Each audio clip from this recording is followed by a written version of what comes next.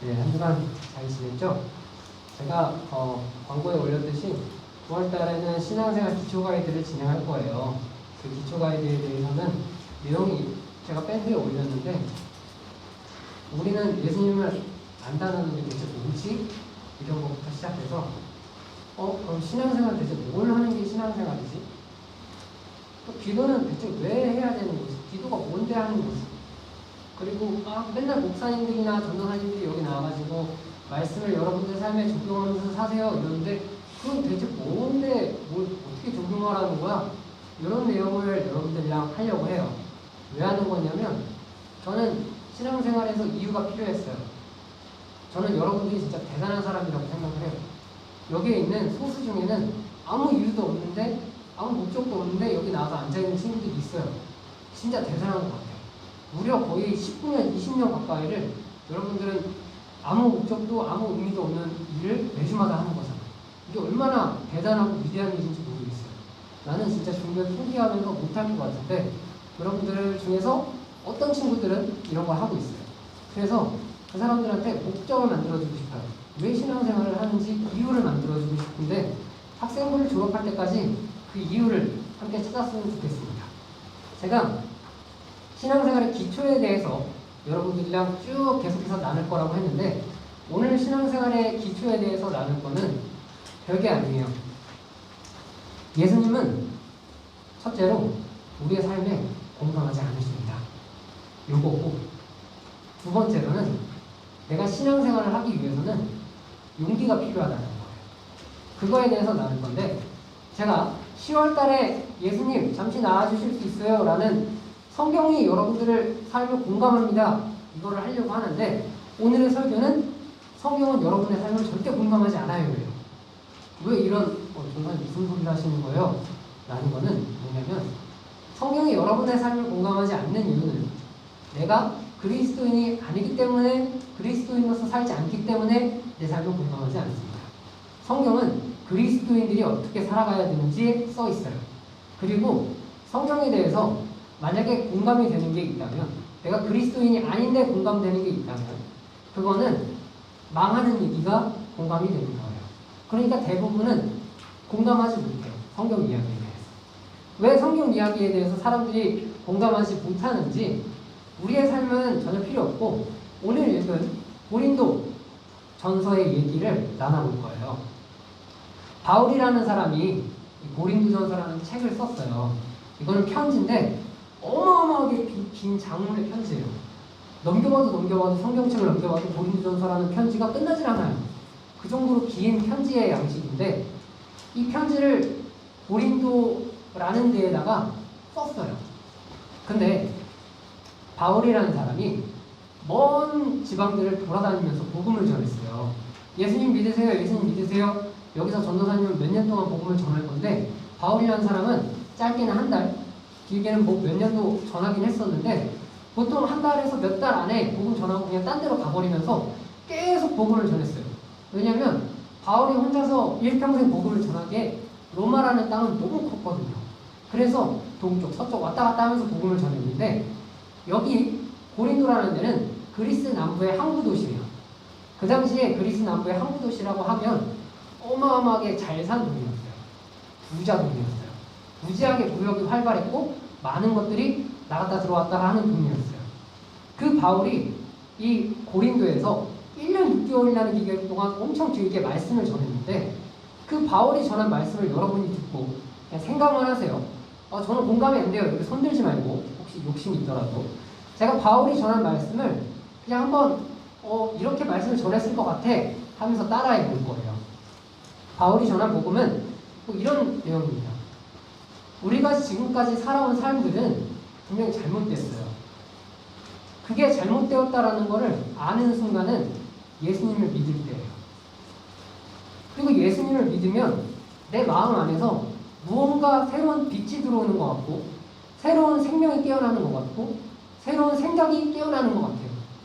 이게 어떻게 가능하냐면, 내가 죄를 짓고 살다 보면 내 마음이 죽어요. 그 마음이 죽는데, 이 마음이 살아나는 것은 예수님이 십자가에서 죽으심으로 나의 마음을 살려주셨기 때문이에요.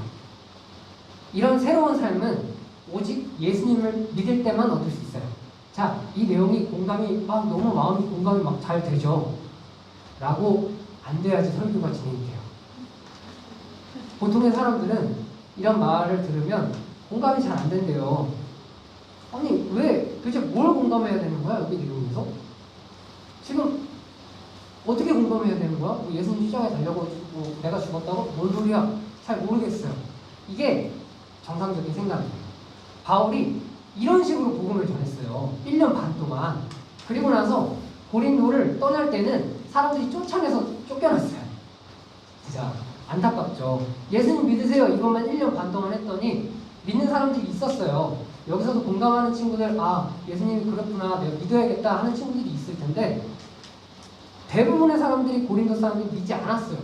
그리고 나중에 바울을 야, 너 나가 이러면서 거의 쫓아내서 죽였는데 이게 왜 이렇게 됐는지, 고린도가 어떤 동네였는지 여러분들이랑 얘기를 잠깐 해보면 이런 동네였기 때문에 복음을 안 들었구나 라는 거를 체크를 하고, 그리고 지금 우리가 사는 사회는 어디쯤 와 있을까, 우리의 마음은 어디쯤 와 있을까 스스로 체크하는 시간을 가질 거예요. 저 원주시의 인구가 몇만 명이 사는지 아는 사람? 네? 네, 30만 명이 좀 넘게 사는 걸로 알고 있어요. 제가 원주시 궁금하면 검색해봐요. 33만 명인가? 그랬던 것 같은데 잘은 모르겠는데 그 정도 살고 있어요. 이 당시 고린도라는 데는 25만 명이 살고 있었습니다. 엄청나게 대도시였어요. 근데 인구 정책에 포함되지 않는 사람들, 지금으로 따지면 주민등록증이 없는 사람들이 45만 명이었어요. 그러니까 이 도시에는 70만 명이 살고 있었습니다. 어마어마한 대도시예요. 원주 땅덩어리만 하나씩 아는 도시에 70만 명이 살고 있었어요. 얼마나 잘 살았으면 사람들이 막 거기로 모여요. 여러분도 탈원주 해가지고 저기 수도권으로 가고 싶은 사람들이 굉장히 많을 거예요. 고린도가 딱 이런 동네였어요. 다른 지방에서 막 사람들 몰려와가지고 잘 살고 싶으면 고린도로 막 이런 동네였어요. 근데 이 고린도라는 데가 제가 말했듯이 그리스 남부의 땅이에요. 그리스라는 데에서 태어난 사람 이름 혹시 한 명이라도 아는 사람? 네, 테스요, 플라톤, 아리스토텔레스, 이런 사람들이 사는 데가 고린도예요. 지금 이런 것도 나와 있는데 이런 사람들이 사는 데가 고린도였어요. 그 후손들이니 이 사람들이 얼마나 공부를 열심히 했을지 상상이나 되겠어요? 네. 그래서 고린도 사람들은 무지하게 똑똑했대요. 공부를 엄청나게 많이 해서. 물론 이 사람들은 플라톤이나 소크라테스 이런 사람들이 산 시점에서 한 300년 뒤의 사람들이에요. 근데 제가 말하고자 하는 거는 첫 번째는 잘 살았다, 부자 동네였다. 그리고 두 번째로는 똑똑했다. 그래서 이 사람들의 인싸는 그런 거예요. 뭔가 멋있는 말하고 뭔가 깊은 생각을 하는 것 같고, 이런 사람들이 인싸라고 생각했기 때문에 공부를 진짜 많이 한 동네였어요. 자, 그러면 여러분들한테 얘기합니다. 공부도 잘하고 그리고 돈도 많은 이 사람들은 뭘 하면서 살았을까를 얘기를 할 거예요. 고린도에 25만 명의 사람이 살고 있고 45만 명의 사람들은 민증이 없다라고 얘기한 건 뭐냐면 25만 명은 로마인이고 45만 명은 노예예요. 와, 네, 무려 원주시 인구의 1.5배 되는 인구가 노예입니다. 고린도 사람들의 노예. 그 25만 명의 사람들이 사는 방식에 대해서 얘기할 건데, 이 사람들의 취미 1단계. 취미 1단계는 극장에 가서 사람들이 공연하는 걸 보는 거였어요. 막 이런 노래 부르는 거나 공연하는 걸 보는 거였어요. 자, 2단계. 남자들은 여자들이랑 술 마시고 여자들은 맨날 쇼핑하러 다녔습니다. 여기가 고린도였어요. 자, 3단계. 심심해서 노예끼리 싸움을 붙였어요. 싸움을 붙였는데 너무 재미없게 싸워가지고 노예들한테 칼을 쥐어주고 칼 들고 싸우라고 했어요. 이거는 진짜 칼이었어요. 그래가지고 노예들끼리 싸우면서 막 서로 죽이고 난리도 아니었어요. 이걸 보면서 술 마시고 그리고 놀았어요. 자, 4단계. 이건 고린도 사람들이 제일 좋아하던 거였는데 뭐였냐면, 고린도는 미의 여신 아프로디테? 이 신을 섬기는 데였어요. 미의 여신을 섬기는 데라서 여자들은 엄청나게 잘 꾸몄어요. 그리고 미의 여신을 숭배하는 날, 우리 교회 오면 부활절도 있고 성탄절도 있고 이런 거 있잖아요. 그것처럼 아프로디테 축제 날이 있었어요. 그 축제 날에는 그 아프로디테 신전에서 신녀 1000명이 마을로 나와요. 그러면 그 신녀 1000명이 뭘 하냐? 네, 저는 그냥 팩트만 얘기할게요. 고린도 남자들이랑 성적 난교 파티를 했어요. 여기가 고린도였어요. 이게 고린도 사람들이 제일 좋아하는 거였대요.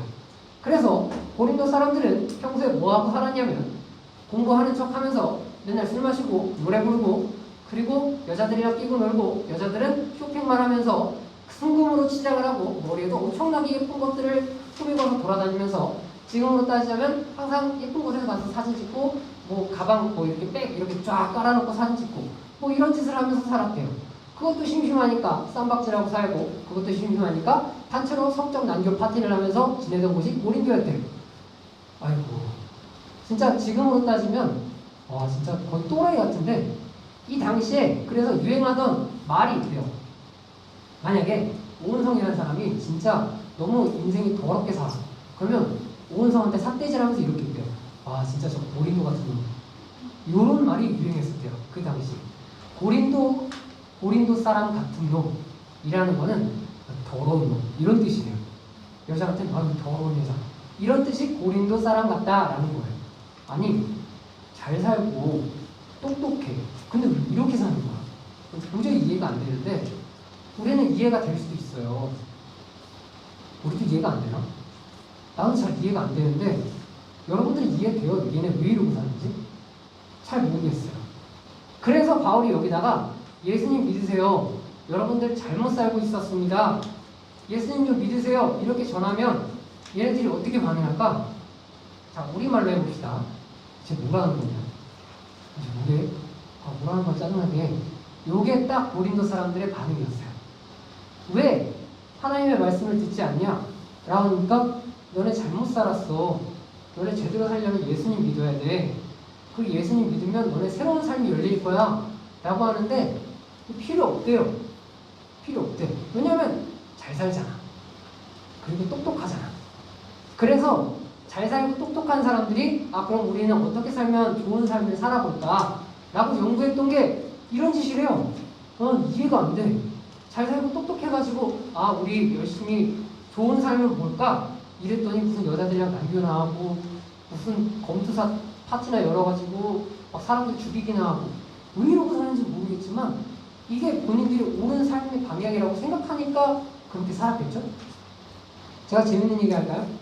고린도에 지금으로부터 2000년 전 고린도의 인구는 70만 명이었고 지금 고린도에 몇 명이 살까? 지금 고린도에는 2만 5천 명이 산대요. 응? 2000년 전에 70만 명이 살던 도시는 지금 벽돌 몇 개 쌓여있는 것 빼고 아무것도 없어요. 그냥 아무것도 없는 동네예요. 고린도. 왜 이렇게 됐을까? 그렇게 살다 보면은 본인들도 알아요. 뭔가 잘못된 것 같은데 바울이 예수님에 대해서만 전할 때 아무도 공감하지 않은 것 같은데 공감하는 사람들이 있었어요. 나 이건 아닌 것 같아. 이 삶은 아닌 것 같아. 좀 다르게 살아볼래? 하면서 바울한테 말씀을 듣고 전도된 사람들이 있었어요.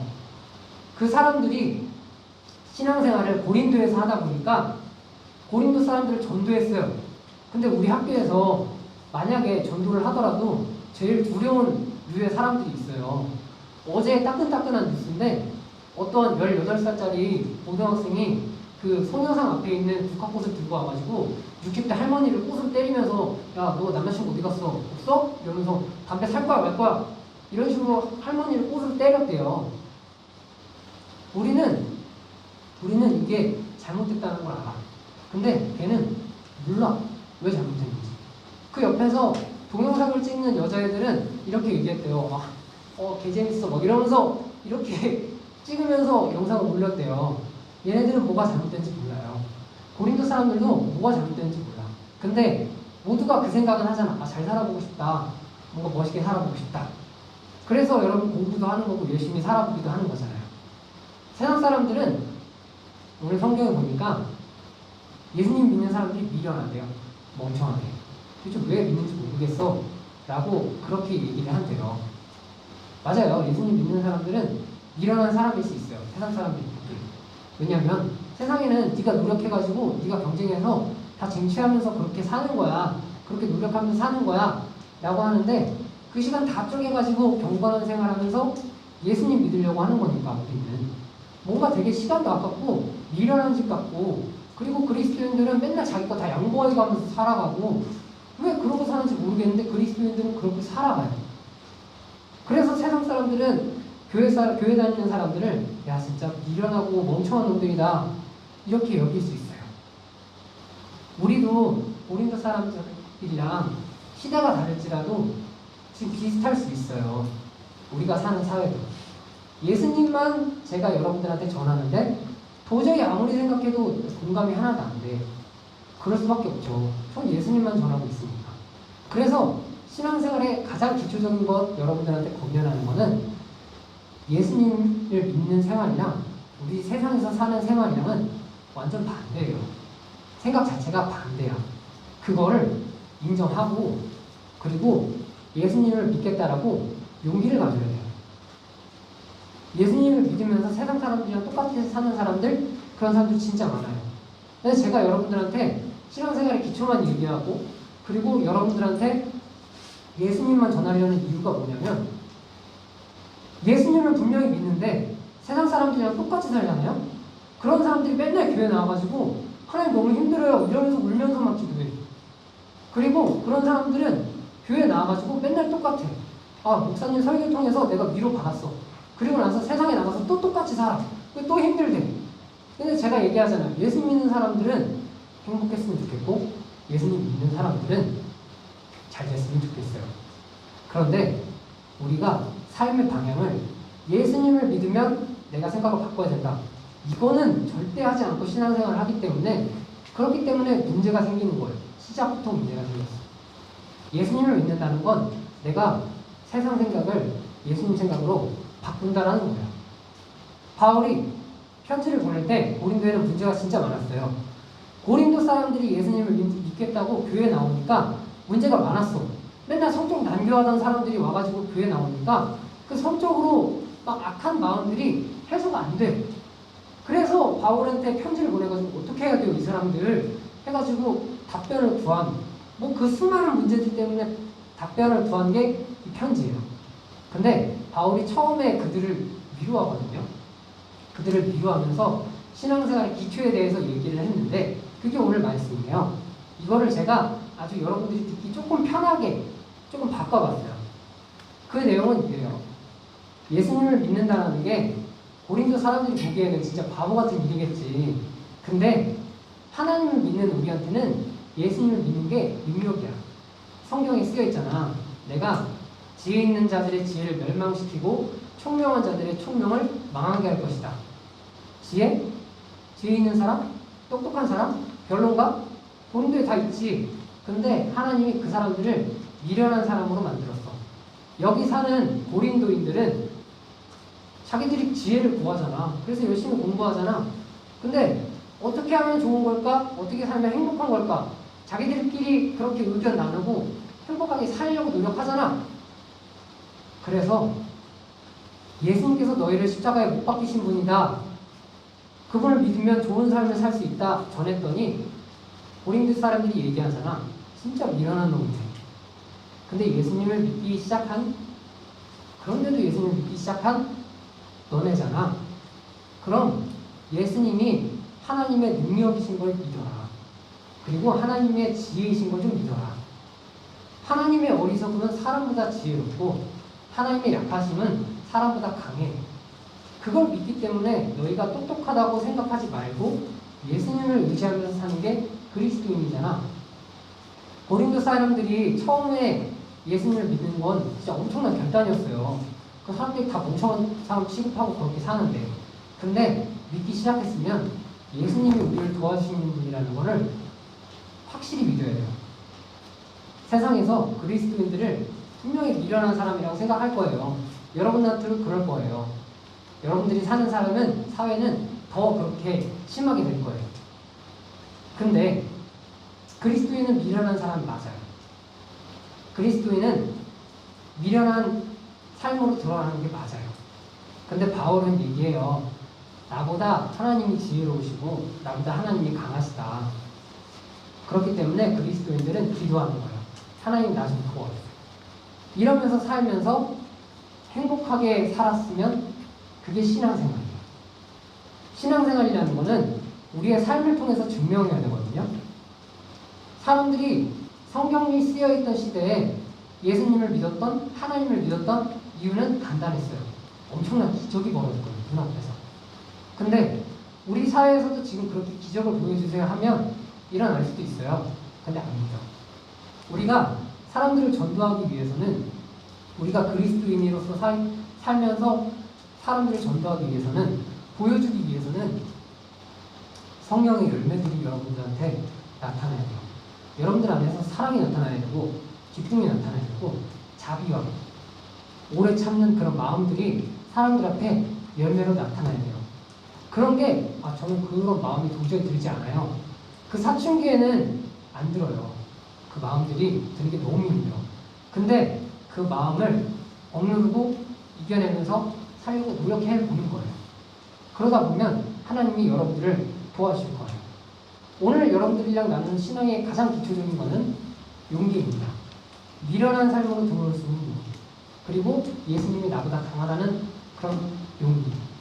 내가 부족하다는 걸 인정할 수 있는 거는 진짜 대단한 용기예요. 그렇게 살았을 때, 그렇게 예수님을 믿기 시작했을 때 예수님이 여러분들을 도와주실 겁니다. 기도하겠습니다.